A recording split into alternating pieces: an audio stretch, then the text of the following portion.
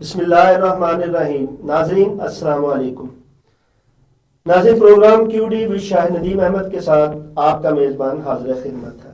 ناظرین یہ بار بار کہا جاتا ہے کہ ملک میں جب تک سیاسی استحکام نہیں آئے گا معاشی استحکام نہیں لا پائیں گے. مگر سوال یہ ہے کہ معاشی استحکام لانے کی ذمہ داری کس کی ہے؟ ہماری اشرافیہ کب اپنے مفاد سے بالاتر ہو کر قومی مفاد کو سامنے رکھ کر فیصلہ کرے گی؟ کب وہ دن آئے گا کہ جب اختلافات بلا کر قومی ایجنڈے پر سیاسی جماعتیں متفق ہوں گے اور حفظ اقتدار سے بالاتر ہو کر صرف ملک و عوام کے بارے سوچیں گے؟ کیا ایسا کبھی ہو پائے گا؟ اس بارے جاننے کے لیے آج ہم نے سینئر سیاسی رہنما اور سابق MP آمنہ الفت صاحبہ کو دعوت دی ہے. ہم ان کے مشکور ہیں کہ پروگرام میں تشریف لائی ہیں. آمنہ الفت صاحبہ، ملک میں سیاسی استحکام لانا اور ملک کو معاشی استحکام کی جانب لے کے جانا حکومت کا کام ہے. یہ حکومت ایسا کیوں نہیں کچھ کر پا رہی؟ شکریہ شاہد ندیم صاحب. سب سے پہلے تو آپ کا اور بڑا زبردست کوشچن آپ نے کیا ہے اور وقت کی ضرورت بھی یہی ہے. یہ جو سوال ہے یہ ایک بہت بڑا سوال ہے. یہ پوری ہماری جو اگلی نسل ہے اور پوری ہماری جو سسٹم ہے، پورا کا پورا ملک جو ہے وہ آج جو سفر کر رہا ہے اور جتنے ہم معاشی بحران سے گزر رہے ہیں اس کی وجہ یہ ہے کہ سیاسی بحران ہے. اور پوری دنیا میں اگر ہمیں پراپر ایک درجہ نہیں مل رہا، ہمیں ایک وہ عزت کی نگاہ سے نہیں دیکھا جا رہا، یا ہم پہ ٹرسٹ نہیں کیا جا رہا، ہمیں ضرورت ہے، ہمیں قرضے نہیں دیے جا رہے، یا ہمیں اور بہت ساری انویسٹر جو ہیں وہ اس ملک میں آنا چاہتے ہیں، انویسٹمنٹ کرنا چاہتے ہیں، انڈسٹری لگانا چاہتے ہیں، سرمایہ کاری کرنا چاہتے ہیں اور یہاں پہ بڑے بڑے پروجیکٹ ہیں. ہمارا ملک جو ہے وہ ایک ترقی پذیر ملک ہے. یہاں پہ تو بہت زیادہ گنجائش ہے کہ یہاں پہ بہت زیادہ انویسٹمنٹ لانے والے یہاں پہ بڑے بڑے پروجیکٹ کھڑے کر سکتے ہیں. ایک ترقی یافتہ ملک میں تو انویسٹمنٹ کی اتنی گنجائش نہیں ہوتی، لیکن جو ترقی پذیر ممالک ہوتے ہیں وہاں پہ تو زیادہ مواقع ہوتے ہیں. وہاں سے انویسٹر آتے ہیں، وہاں پہ ضرورت ہے کہ بڑے بڑے پروجیکٹ لگیں، وہاں پہ سڑکیں لگیں، وہاں پہ بریجز بنے، وہاں پہ گھر بنے، وہاں پہ ہمارے یہاں انڈسٹری، ہمارے یہاں تو جو کچھ پہلے بن رہا تھا، ہمارے یہاں جو کچھ پہلے پروڈکشن ہو رہی تھی، انفارچونیٹلی وہ بھی آدھی سے زیادہ جو ہے وہ بحران کا شکار ہو گئی، کیونکہ بجلی مہنگی ہو گئی، پیٹرول مہنگا ہو گیا، ڈیزل مہنگا ہو گیا، اور ہمارے یہاں فردر کوئی ڈیم نہیں بنے، بجلی نہیں پیدا ہو رہی، جو پیدا ہو رہی ہے وہ اتنی مہنگی ہے جس کا کوئی حساب نہیں ہے. اوپر سے سیاسی بحران کی وجہ سے پوری دنیا میں ہماری وہ پذیرائی ہی نہیں ہے. یہ اسی وجہ سے ہم ایک معاشی شدید بحران کا شکار ہیں. اب اس وقت پوزیشن یہ ہے کہ لوگ جب بجلی، میں نے خود دیکھا ہے کہ بجلی کا بل جمع کروانے کے لیے لوگوں نے اپنے گھر کے فرنیچر بیچے ہیں، اپنی چیزیں بیچی ہیں، اور جو مینوفیکچرر تھے نا انہوں نے اپنی مینوفیکچرنگ، انہوں نے اپنی ملیں، انہوں نے اپنے کاروبار بند کر دیے. میں نے ان سے کہا، میں نے کہا جی پہلے تو آپ لوگ یہ اپنی پروڈکشن جاری تھی، آپ کی مینوفیکچرنگ ہو رہی تھی، اب آپ نے یہ کیوں بند کر دیا؟ کہیں گے ہم کیسے پورا کریں، ہم تنخواہ نہیں دے سکتے، ہم اپنا خرچہ نہیں نکال سکتے، ہم اس کے اگر ایک مہنگی پروڈکٹ بناتے ہیں تو وہ سیل نہیں ہوتی، ہم اس کو مارکیٹ میں لانچ نہیں کر سکتے، اور باہر سے جو امپورٹ ہو رہی ہیں چیزیں، اچھا پھر امپورٹ جو ہے وہ بھی لمیٹڈ ہو گئی ہے، لہذا اگر آپ جائیں تو آپ کے پاس چوائس بہت کم ہو گئی ہے. میں پچھلے دن ایک گھر کی رینوویشن کر رہی تھی. پہلے میں جاتی تھی ٹائلز خریدنے کے لیے یا میں سینیٹری کا سامان لینے کے لیے، بجلی کا سامان لینے کے لیے، تو اتنی زیادہ ویرائٹی ہوتی تھی، کم قیمت سے لے کے زیادہ قیمت تک ہر طرح کی ویرائٹی تھی. اس میں یہ ہے کہ چائنا کی چیزیں بھی ہیں، باہر غیر ملک کی چیزیں بھی ہیں، اور پاکستانی پروڈکشن بھی ہوتی تھی بیچ میں، جو لوکل پروڈکشن جسے کہتے ہیں وہ بھی چیزیں ہوتی تھیں، یہاں کے مینوفیکچررز بھی بنا رہے ہوتے تھے. تو وہ اتنی ویرائٹی میں آپ اپنی مرضی کی چیز چوز کر لیتے تھے اور اپنے جو بھی آپ نے تھیم بنائی ہے اس کے اکارڈنگ آپ چیزیں گھر میں فٹ کر لیتے تھے. اب میں پریشان ہو گئی، میں نے کہا کہ یہ کیا ہے؟ اب تو میں سمجھتی تھی کہ پہلے سے زیادہ ویرائٹی ہوگی، جو آج سے 4-5 سال پہلے چیزیں تھیں اس سے زیادہ خوبصورت چیزیں آ گئی ہوں گی مارکیٹ میں، اس سے زیادہ. انہوں نے کہا جی ہم نے تو یہاں پہ تو آدھی سے زیادہ ہماری وہ جو مینوفیکچرر تھے، وہ جو انڈسٹری والے تھے، انہوں نے بند کر دی ہیں. اور لوگ بے روزگار ہوئے. مجھے بتائیں اگر انڈسٹری بند ہوگی, مینوفیکچر جو ہے وہ اپنا کاروبار بند کر دے گا, تو اس کے بعد کیا ہوگا؟ کتنے گھرانے جو انہوں نے ڈاؤن سائزنگ کی, اپنے لوگ نکال دیے, بے روزگار کر اچھا, دیے. اس کی کیا وجہ آپ سمجھتی ہیں کہ کیا حکومت بے اختیار ہے یا اس میں کچھ کرنے کی اہلیت نہیں؟ دیکھیں, سیاسی استحکام اس وقت آتا ہے جب بالکل فیئر اینڈ فری الیکشن ہو. اس میں سمجھتی ہوں سبھی قصوروار ہیں, سبھی قصوروار ہیں. ہم لوگ شاید, ہم سیاستدان بھی تو اسی معاشرے کا حصہ ہے نا, ہم لوگ خود غرض بہت ہو گئے. ہم لوگ اپنی ذات کا پہلے سوچتے ہیں کہ ہمیں کیا مل رہا ہے. ہم ملک اور قوم کا سوچ کب رہے ہیں؟ پہلے ہوتا تھا کہ قومی جذبہ ہوتا تھا, لوگ کہتے تھے کہ پہلے پاکستان کے نام پہ مر مٹتے تھے. اب وہ جذبہ سیاستدانوں میں بھی نہیں نظر آ رہا, عوام بھی بیچاری وہ تو ایسی پس رہی ہے. ٹھیک ہے, اور سب کی نظر اسٹیبلشمنٹ کی طرف ہے. یہ کھلی حقیقت ہے. ہمیں پتہ نہیں تھا شاید, یا ہمارے پاس نالج نہیں تھی. اسٹیبلشمنٹ کا رول ہمیشہ رہا ہے جب سے پاکستان بنا ہے. اسٹیبلشمنٹ کا رول آپ کیا سمجھتے ہیں صرف ہمارے امریکہ میں بھی ہے, باہر پورے جتنے بھی ممالک ہیں. اور جو بھی آپ کی نیشنل پالیسیز ہوتی ہیں وہ کوئی اکیلا پریزیڈنٹ آ کے یا پرائم منسٹر آ کے نہیں اس کو بدل سکتا یا اپنی منمانی کر سکتا. اس میں پوری وہ ایک جو پیچھے سے تھیم چلی آ رہی ہوتی ہے, یا پیچھے سے ایک سال سے جو ایک پالیسی چلی آ رہی ہوتی ہے, اس کو آ کے کوئی ایک سائن سے بدل نہیں سکتا. اس کے لیے آپ کو مشاورت چاہیے ہوتی ہے, آپ کو سب کو ساتھ بٹھا کے کسی ایک ایجنڈے کے اوپر, کسی ایک پوائنٹ کے اوپر آپ کو سب کو ایک پیج پہ لانا پڑتا ہے. اس کے بعد آپ اس کے اندر چینجز لا سکتے ہیں. تو یہ جو سوچ ہے نا کہ جی اس کو تھوڑا سا تبدیل کرنے کی ضرورت ہے ملکی مفاد میں, تبھی ہم جب سیاسی بحران سے ہم نکلیں گے تب جا کے ہماری معیشت بھی ٹھیک ہوگی اور دنیا میں ہماری پذیرائی ہوگی. نہیں, یہ جو آپ کہتے ہیں کہ اس سے نکلنے کے لیے جب یہ سارا مدعا لوگ جانتے ہیں کہ اس کا علاج کیا ہے اس مرض کا, تو یہ علاج کرنا جو کام ہے وہ تو جو اس وقت موجودہ اقتدار میں بیٹھی حکومت ہے اس کا کام ہے نا. تو اسی لیے تو میں آپ سے پوچھ رہا تھا کہ کیا اس میں اہلیت نہیں ہے, صلاحیت نہیں ہے, یا ویسے بے اختیار ہے کہ یہ کر نہیں پا رہی چاہتے ہوئے بھی؟ دیکھیں, چاہنے کا سوال اس وقت ختم ہو جاتا ہے جب آپ فل فلیج ووٹ لے کر عوام کی اس کے اوپر آ کے بیٹھتے ہیں. جی, حمایت کے ساتھ. اب یہ تو یہ صرف کوئی ایسی کہی سنی بات نہیں ہے, یہ بات فیکٹ ہے کہ یہ سلیکٹڈ حکومت ہے, الیکٹڈ نہیں ہے. اس کو اگر کہتے ہیں نا کہ فارم 47 کی پیداوار حکومت ہے, تو یہ ایک سچائی ہے. تو عوام کا تو اس کے ساتھ ویسے ہی ایک تعلق ہی نہیں ہے نا, وہ تو ویسے مزید ناراض ہو گئے نا, مزید ناراض ہو عوام تو اور ناراض ہو فیصلہ نہیں مانا. ہاں, اور پوری دنیا کو بھی پھر پتہ چل گیا. یہ سوشل میڈیا کا دور ہے. اچھا, اس کا مطلب یہ ہے کہ جب یہ آزمائے ہوئے لوگ آ کے پھر بیٹھے ہیں اور انہیں پتہ ہے کہ ہمیں جو ہے عوام کی حمایت حاصل نہیں, اس کا مطلب ہے کہ انہوں نے اپنے ماضی سے اور اپنی غلطیوں سے نہ سیکھنے کی قسم کھا رکھی ہے. اہل سیاست نے بالخصوص آزمائے ہوئے نے, انہوں نے اپنی غلطیوں سے نہ کچھ سیکھا اور نہ ہی اس روش کو چھوڑا ہے. آپ سمجھتے ہیں کہ ایسا ہی ہے کہ اہل سیاست اپنی وہ پرانی غلطیاں دہرانے کی روش نہیں چھوڑ رہے ہیں؟ نہیں چھوڑ رہا ہے. دیکھیں, ہمیشہ درمیانی راستہ اختیار کرنا چاہیے. جب آپ انتہا پسندی پہ جا کے بیٹھتے ہیں نا تو اس وقت معاملات خراب ہوتے ہیں. جس بحران سے ایک ڈوبتی ہوئی کشتی کے اندر آپ سوار ہیں, ٹھیک ہے, تو آپ اس کو زور لگا کے مزید نہ ڈبوئیں. آپ سوچیں کہ اس کا سوراخ بند کرنا ہے, مل جل کے بیٹھیں, اس کا پہلے وہ ہول بند کریں. وہ ہول تبھی بند ہوگا جب سب مل کے ایفرٹ کریں گے, ادروائز وہ بند نہیں ہوگا. تو ہم اس ہول کو بند کرنے کے لیے مشترکہ ایفرٹ نہیں کر رہے. ہم لوگ اس میں حکومت جو ہے وہ اپوزیشن پہ ڈالتی ہے کہ یار اس سوراخ کو یہ بند کرنے نہیں دے رہے, ہم تو کوشش میں ہیں, ہم تو کہتے ہیں آئے مذاکرات کریں, بیٹھیں. یہ مذاکرات میں بیٹھتے ہیں اور پھر چھوڑ کے چلے جاتے ہیں.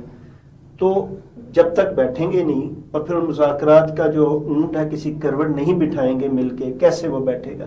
تو آپ کیا سمجھتی نہیں ہیں کہ اس میں حکومت اپوزیشن پہ اور اپوزیشن حکومت پہ ڈال رہی ہے؟ جب یہ دونوں اسی طرح ڈالیں گے تو پھر کیسے کسی کروٹ بیٹھے گا؟ دیکھیں, مجھے تو نا, میں ابھی پچھلے دنوں خبریں دیکھ رہی تھی کہ حکومت کے وہ عہدیداران, وہاں کے جو اطلاعات کے جو ہیں, وزیر ہیں, جو مشیر ہیں, ان کی زبانیں پچھلے دنوں لڑکھڑا رہی تھیں. ٹھیک ہے, اور وہ جملے وہ لوگ بول رہے تھے جو وہ دوسروں کے لیے بولا کرتے تھے, اور زبانیں لڑکھا رہی تھی. یہ مذاکرات ہو رہے ہیں, یہ کس سے ہو رہے ہیں, یہ کیوں ہو رہے ہیں, یہ کس کو ہٹانے کی کوشش ہو رہی ہے. اب یعنی یہ بچگانہ کھیل تھا کہ تم نے اگر ان سے مل رہے ہو, اوہ اس کا مطلب ہے یہ اگر ان سے مذاکرات ہو گیا خدا نہ خواستہ تو ہماری چھٹی ہو جائے گی.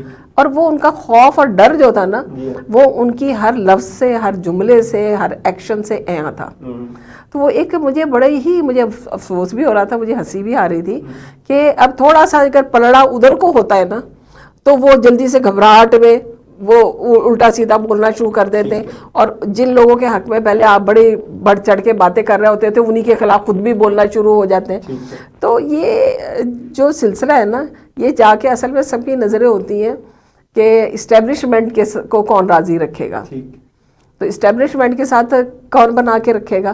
اور اگر وہ دیکھتے ہیں اسٹیبلشمنٹ کا جھکاؤ تھوڑا سا بھی دوسری سائڈ پہ ہو رہا ہے تو وہ جناب ہڑبڑاہٹ کا شکار ہو کے کہ کہیں ہماری حکومت نہ چلی جائے, کہیں مذاکرات اس طرف نہ کہیں شروع ہو جائے. اس سارے کھیل تماشے میں جو ہے عوام پس رہی ہے. اچھا, اس عوام کو اس بوجھ تلے سے نکالنے کے لیے کیا آپ سمجھتے نہیں ہیں کہ مقتدر حلقوں کو جو ہے وہ کچھ احساس عوام کا کر لینا چاہیے؟ یہ اہل سیاست تو نہیں کر رہے ہیں, اور ان کو آگے بڑھ کے اس مذاکرات کا جو عمل ہے اس کو مکمل کروا دینا چاہیے.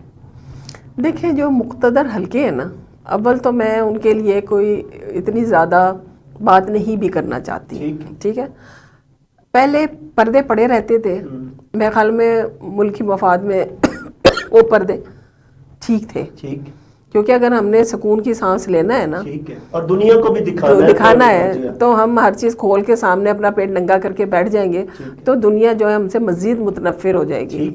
اب پردے ہو گئے چاک, دنیا ہو چکی ہے متنفر.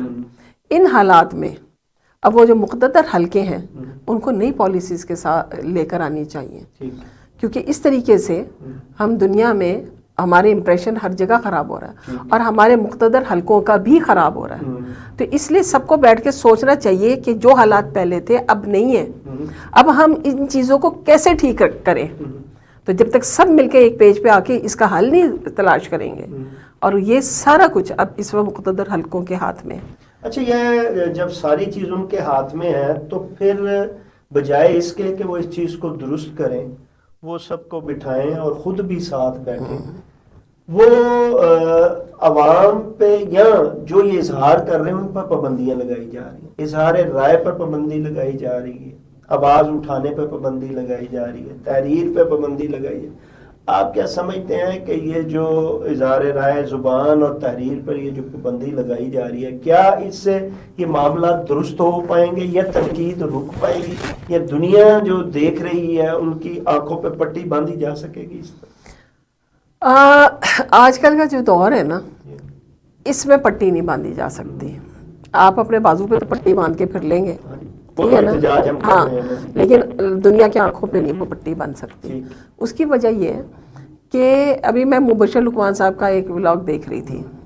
انہوں نے کہا کہ میں گویا اس قانون کے حق میں تو ہوں, لیکن اس کے ساتھ ساتھ میں اس کے حق میں ایک حد تک نہیں بھی ہوں, اس لیے کہ یہ آپ جو سوشل میڈیا کو چلانے والے لوگ ہیں نا, وہ تو باہر بیٹھے ہوئے ہیں, تو آپ کس کو باہر جا کے آپ کس کو پکڑیں گے؟ وہ تو اپنا کام جاری رکھیں گے. البتہ جو یہاں پہ بیٹھا ہوا صحافی ہے اس کے ساتھ زیادتی ہو رہی ہے, اس کے ساتھ زیادتی ہو جائے گی. اور اچھا, صحافی کو تو روکا جاتا ہے لیکن اہل سیاست کو نہیں روکا جاتا. اہل سیاست جو ہے اصل جو گڑھ ہے فیک خبروں کا یا فیک بیانیے کا, وہ تو اہل سیاست سے شروع ہوتا ہے. وہ جو آپ نے پہلے بات کی کہ یہی کل جو اہل سیاست تھے وہ جو باتیں کرتے تھے, آج وہی باتیں جو ہیں وہ حکومت کر رہی ہے, اپوزیشن. اور جب وہ اقتدار میں آتے ہیں تو پھر اپوزیشن جو ہے وہی باتیں کرنا شروع ہو جاتی ہے. یہ پیکا قانون جو لایا گیا ہے ہر حکومت لے کے آئی ہے, اور ہر حکومت جب اپوزیشن میں گئی ہے تو اس نے کہا ہے کہ یہ جو ہے کالا قانون ہے اور یہ صحافت اور صحافی کو جو ہے اس کو روکا جا رہا ہے, دیوار سے لگایا جا رہا ہے. یہ جو کول و فیل کا تضاد ہے یہ کیا رنگ لاتا ہے اور کیا ان کو اس بات پہ نہیں کہ وہ خود اس چیز کو درست کریں بجائے دوسروں پہ قدم لگانے کی؟ وہی بات آ جاتی ہے نا کہ اب اگر انگلی آپ کے اوپر اٹھ رہی ہے تو غلط ہے، جب آپ اس کیپیسٹی میں ہوتے ہیں کہ دوسرے پہ اٹھا سکے تو آپ کہتے ہیں یہ جائز ہے. تو بات یہ ہے کہ قانون وہ ہونا چاہیے اور اس کو ایکسیپٹنس اس لیول پہ ہونی چاہیے کہ وہ سب کے لیے پھر برابر ہو. ہمارے ہاں ہم آج تک اسی بکھیڑے میں کہ ادارے جو ہیں ہم نے ان کو کیسے خود مختار کرنا ہے، کیسے انہیں سیاست سے پاک کرنا ہے، اداروں کو کیسے ہم نے مستحکم کر کے انڈیپینڈنٹ کرنا ہے کہ وہ سارے فیصلے جو ہیں صحیح طریقے سے لے سکیں. یہ سارے جتنے پیکا پہ کسی کو اگر اعتراض ہو رہا ہے تو اس کے اوپر بیٹھ کے ڈسکشن کہاں ہوئی ہے، اس کے اوپر بیٹھ کے ڈیبیٹ کہاں ہوئی ہے؟ کیا اسمبلی میں اس کے اوپر ڈیبیٹ ہوئی؟ کیا صحافیوں کو سب کو کٹھا گیا ایک پیج کے اوپر؟ کیا ان سے رائے لی گئی؟ ان سے کہا گیا کہ آؤ بیٹھ کے یہ سب کے بینیفٹ میں ہے. صحافی بھی تو اسی معاشرے کا حصہ ہے نا. وہ بھی کبھی ایک صحافی اگر ایک پارٹی کے ساتھ کھڑا ہوا ہے، کل کو وہ پارٹی چینج ہوتی ہے، وہ کسی دوسری کے ساتھ چلا جاتا ہے، ذاتی طور پہ تو ہر ایک کے اپنے نظریہ ہے. تو ملکی بہت سارے، میں یہ نہیں کہتی کہ 100% سب لوگ ایک جیسے ہیں، ملکی مفاد کے لیے سوچنے والے آج بھی موجود ہیں. تو جب آپ ان کو بٹھائیں گے، ان سے بات کریں گے تو ہی کسی ایک نتیجے پہ پہنچیں گے. تو جو اس کے اندر قانون کے اندر خامیاں اور غلطیاں ہیں، دیکھیں جنرل مشرف نے جس طریقے سے لا کے پوری دنیا سے جتنے بھی چینلز بنے انہی کے طور میں بنے تھے. تو وہ بھی تو ایک مقتدر حلقے سے آئے ہوئے ایک ڈکٹیٹر ہی تھے نا. تو جب وہ لا کے یہاں پہ ہر چیز سیاست کو، میں کہتی ہوں صحافت کو بالکل کھلی آزادی ان کے دور میں ملی. بالکل ایسے ہی. اور ایک صحافی جو ہوتا، اس صحافی کو گھر بھی ملا، اس کو پلاٹ بھی ملے، اس کو چیزیں بھی ملی، اس کو آزادی رائے کا پورا حق عوام کو بھی ملا، اس کے ساتھ ساتھ صحافیوں کو بھی دیا گیا، اپنی مرضی سے لکھ رہے ہیں. اگر تنقید جبکہ اہل سیاست کو جو چیز کرنی چاہیے وہ قدغن لگائی چلے جا رہے ہیں. تو یہ چیز جو ہے نا، اس چیز کو آگے چلنا چاہیے تھا اور اس کو بڑے دل سے بھئی ہو رہی ہے تنقید، کہنے دو. اگر کوئی لکھ رہا ہے، ہاں فیک خبروں کے اوپر زبردست چیک ہونا چاہیے. نہیں، وہ صرف نہ صحافت پہ ہونا چاہیے بلکہ ہر ایک پہ ہونا چاہیے. کسی نے اگر جھوٹ بولا تو جھوٹے کو اس کے گھر پہنچانا لازمی ہے. یہ ہماری جوڈیشری کی بھی ڈیوٹی ہے، ہونی چاہیے. اور جھوٹے کو گھر تک پہنچانے کے لیے ہر سیاستدان کو، یہ بحث ہے، یہ سارا کچھ پارلیمان میں ہونی چاہیے. اچھا، پارلیمان کو بجائے مباحثے کے لیے اور بہتر قانون سازی کی بجائے وہاں تو بل اور ایکٹ منظور کروانے پہ زیادہ زور ہے. وہ بھی راتوں رات، وہ راتوں رات ایک ایجنڈا اگلے دن آ جاتا ہے ٹیبل پہ. اور اس کے اوپر یہ ہوتا ہے وزیر قانون جو ہے وہ قانون میں وہ لگا لیتے ہیں کہ کوئی مجھے سن نہ سکے. اسپیکر صاحب بھی قانون کے اوپر وہ ٹیپ لگا لیتے ہیں اور اس کے اوپر کیا ہوتا ہے کہ وہ بولتے جاتے ہیں اور یس یس یس یس. کیا سمجھتے نہیں ہے کہ ہر ادارہ پارلیمان سے لے کے عدلیہ تک ہر ادارہ جو ہے وہ اپنا صحیح کردار ادا کرنے سے قاصر نظر آ رہا ہے؟ ہر جگہ سیاست ہے. اب تو جن اداروں کو ہم چاہتے ہیں کہ وہ انڈیپینڈنٹ ہوں اور ان کے اندر کوئی بھی بیرونی مداخلت نہیں ہو، ہمارا یہی تو ڈریم ہے کہ ہم اپنی آنکھوں سے ہی دیکھ لیں. لیکن اس کے اوپر بھی آج انگلیاں اٹھ رہی ہیں. آج سوشل میڈیا کے اوپر جو پابندیاں لگ رہی ہیں، ٹھیک ہے وہ فیک خبریں انہوں نے دی ہیں، لیکن کچھ لوگ یہ بھی چاہتے ہیں کہ وہ اصل خبریں بھی نہ لے کر آئیں. کو روکا جا رہا ہے تنقید کو بیسیکلی. اس کا دیکھیں جی، اصل جو بات یہ کر رہے ہیں نشانہ بنا رہے ہیں فیک کو، لیکن اصل اس کے پیچھے جو ہے وہ اپنی تنقید. اب آپ خود ہی سمجھیے، چکر یہ ہے کہ فیک خبر کے اوپر تو سارے اکٹھے ہوں گے، اس میں تو کوئی بھی اعتراض نہیں کرے گا. یہاں پہ مسئلہ یہ ہے کہ حقیقی خبروں کے اوپر ہی پابندی چاہیے. سچائی پہ بیسیکلی سچائی پہ پابندی ہے. سچائی کو پابند کرنے کے لیے ہماری جو ہے نہ پول کھولے جائیں، ہماری سچائی. وہ میں وہی مرشد لقمان صاحب کی اس کی مثال دے رہی ہوں. انہوں نے کہا کہ میں نہیں پوچھ سکتا نواز شریف صاحب سے کہ آپ کو یہ جو فلیٹ ہے یہ کس نے دیے. اگر آپ کو گفٹ ملے قطر سے تو قطر میں آپ نے قطری کو آپ نے ایسا کیا بینیفٹ دیا تھا جس کی وجہ سے آپ کو اتنا نوازا گیا. کوئی منی ٹریل نہیں، ہاں کوئی منی ٹریل آپ نہیں دے سکتے. اچھا چلے نہ دیں، گفٹ مل گیا. گفٹ کہاں سے ملا؟ قطر سے ملا. قطری نے کیوں دیا؟ کہ کیا آپ نے اس کی خدمت کی تھی جس کی بنا پہ آپ کو یہ. اچھا، جب یہ منافقانہ رویہ ہوگا تو کیسے جو ہے ہم چل سکتے ہیں اور کیسے آگے بڑھ سکتے ہیں؟ یہ تو اب خواب ہے، جی یہ تو ہماری خواہش ہے، اس کو یہ تو کوئی انقلاب ہی آئے گا تو یہ چیزیں چینج ہوں گی. وہ کہتے ہیں نا کہ اسلام زندہ ہوتا ہے ہر کربلا کے بعد. پاکستان بھی بنا تھا تو اس وقت بھی ایک انقلاب ہی آیا تھا نا. تو جب اس نہج تک معاملات پہنچ جاتے ہیں نا، اتنی معاشرے میں خرابیاں پیدا ہو جاتی ہیں، تو پھر ایک شاید کوئی اٹھے گا لیڈر، کبھی ہمیں کوئی صحیح لیڈر ملے گا ایسا کہ جس کے جو ایک.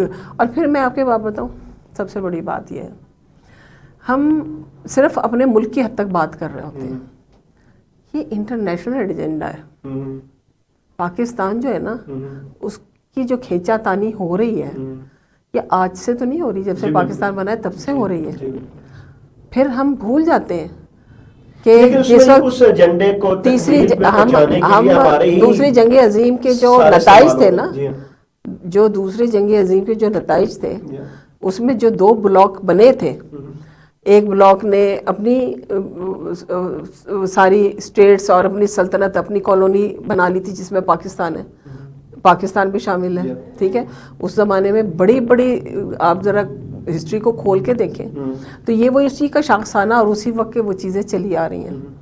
اور اس میں سعودی عرب بھی شامل ہے، اس وقت سعودی عرب بنا ہی تب.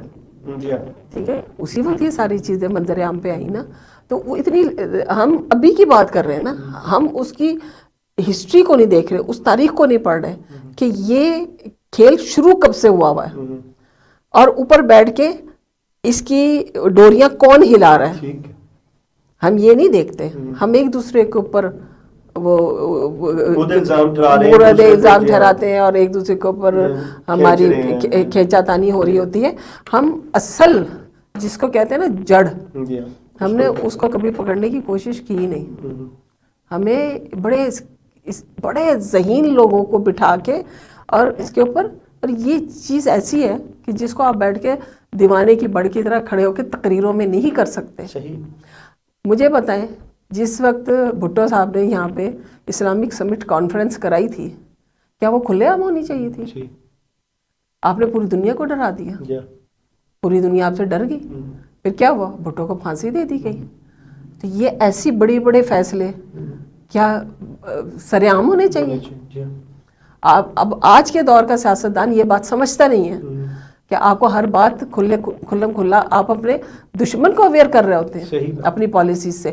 کچھ کرنا ہے خاموشی سے کیجیے، آپس میں گٹھ جوڑ کے ساتھ. سیاست کو اور مقتدرہ کو دونوں کو اپنی سوچ بدلنی پڑے گی، اور ملک اور قوم کے مفاد میں اکٹھے بیٹھنا پڑے گا.